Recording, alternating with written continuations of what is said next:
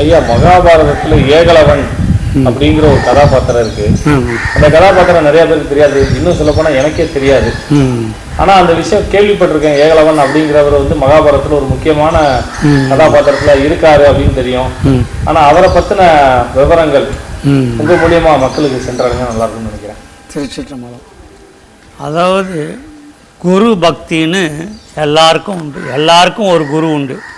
உலகத்தில் பிறந்தவங்க அத்தனை பேருக்கும் குரு இல்லாதவன் யாரும் கிடையாது. ஆனால் நினச்சிக்கலாம் எனக்கு குரு கிடையாது. இல்லை, அப்பா அம்மாவும் ஒரு குரு தானே, அக்கா தங்கச்சியும் ஒரு குரு தான். அதனால் எல்லாருக்கும் ஒரு குரு உண்டு. அந்த குரு பேச்சை கேட்டு யார் நடக்கிறாங்களோ அவனுடைய வாழ்க்கை சிறப்பாக இருக்கும். அந்த பஞ்ச பாண்டவருக்கும் கௌரவர்களுக்கும் சொல்லிக் கொடுக்கின்ற ஆசிரியராக இருந்தவர் ஜோனாச்சாரியார். அந்த ஜோனாச்சாரியாருடைய திறமையை பாராட்டி எல்லோரும் அவரிடத்திலே அன்பு பெறுகிறார்கள். அவருடைய வித்தைகளை கற்றுக்கொள்கின்றார்கள். ஆனால் ஏகலைவன் என்கின்ற ஒரு இளைஞன், அவன் மறைமுகமாக அரச குடும்பத்துக்கு தான் சொல்லி தருவேன் என்று சொல்லுவோன்னு இவர் மறைமுகமாக இருந்து அவரை குருவா, ஜோனாச்சாரியர் குருவா நினைத்து அவர் அந்த வித்தையை கற்றுக்கிறான். அர்ஜுனன் முதல் கொண்டு சொல்லிக் கொடுக்குற அத்தனை வித்தையும் இவன் மறைமுகமாக இருந்து கற்றுக்கிட்டு பல தேர்ச்சிகளை பெறுகின்றான்.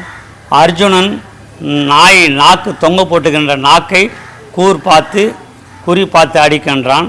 ஆனால் ஏகலைவனோ ஓடுகின்ற நாயை பார்த்து அடிக்கிறான். ஓடுகின்ற நாயை நாக்கு தொங்க போட்டுக்கிறத பார்த்து அடிக்கிறான். அப்போ தான் ஜோனாச்சாரியர் பார்க்குறார், ஒரு சிறந்த வீரனாக இருக்கிறான் வில்வித்தையில், நான் இவனுக்கு சொல்லியே தரலையே, இவ்வளோ அற்புதமாக பண்ணுறான். அதாவது ஒரு நாய் ஓடுகின்ற பொழுது எவ்வளோ வேகத்தில் ஓடுது, அந்த நாக்கு எவ்வளோ நிமிஷம் உள்ளே போய் வெளியே வருது, அதை கணக்கு பண்ணி குறி பார்த்து அடிக்கிறான். அதனால் இவன் சிறந்த வீரன் என்று ஏகலைவனிடத்திலே போய் ஜோனாச்சாரியர் கேட்குறார், உனக்கு குரு யாருப்பான்னு. அவன் சொல்கிறான், குரு நீங்கள் தான் அண்ணா. நான் உனக்கு சொல்லித்தரலையே. இல்லை, நான் உன்னை குருவாக நினச்சி உன்னாண்ட விதையை கற்றுக்கிட்டேன். நீ செய்கிற செயல்பாட்டை மறைவாக நின்று பார்த்தேன், கற்றுக்கிட்டேன்னா. அப்போது ஜோனாச்சாரியர் நினைக்கிறார், அப்போ குருக்கு அன்னைக்கு என்ன தருவேன், நீ எது கேட்டாலும் தரான்னா.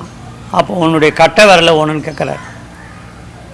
உடனே சிஷியன் வெட்டி கொடுத்துட்றான். ஏகலைவன் கட்டை விரலை வெட்டி கொடுத்துட்றான்.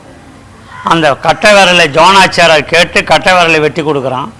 ஆனால் ஜோனாச்சாரியர் கேட்ட விரலை ஏகலைவன் வெட்டி கொடுத்தது ரைட்டாக தப்பா பல பேர் சிந்திக்கலாம். வித்தியை கற்றுக்கிட்டான், மறைமுகமாக கற்றுக்கிட்டான். ஒரு ஆசிரியராண்ட ஒரு மாணவன் தெரிஞ்சோ தெரியாமலோ கற்றுக்கணுன்னாண்ட போய் அந்த நல்லா படிக்கிற பையனாண்ட போய் அவனை பழி வாங்கக்கூடாதுல்ல.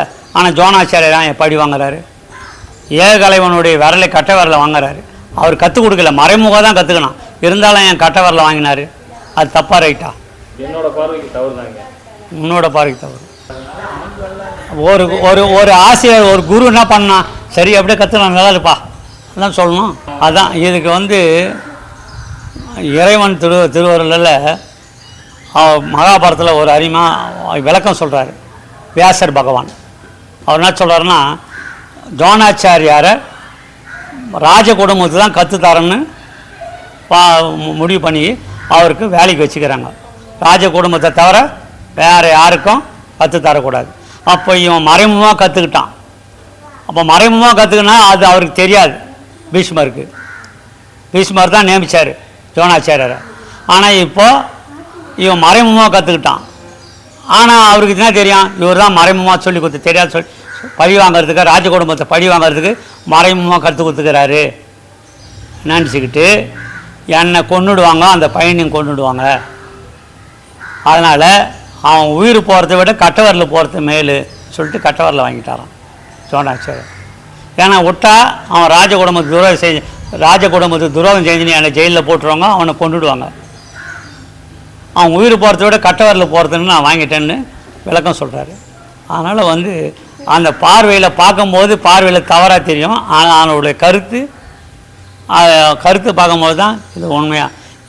அந்த காலத்திலே இவங்க இப்படி தான் இருக்கணும், இவங்க இது தான் செய்யணும், இது செய்யணும் அந்த காலத்தில் நியமிச்சது. இவங்க தான் வரணும், இப்படி தான் இருக்கணும்னு இல்லை. இன்றைக்கி அப்படி இல்லை. அதனால் இறைவன் திருவருள். ஆனால் இதுக்கெல்லாம் காரணம் இறைவன் தான். அதனால் இந்த மண்டையில் நம்மளை பிறக்க வச்சுருக்காங்க. இந்த பிறப்பில் மனித பிறவி நல்ல பிறவி. இந்த பிறவியில் நம்ம மற்றவங்களுக்கு உதவி செய்து வாழ்ந்து நம்ம இறைவனை திருவருளை அடையலாம். திருச்சிற்றம்பலம்.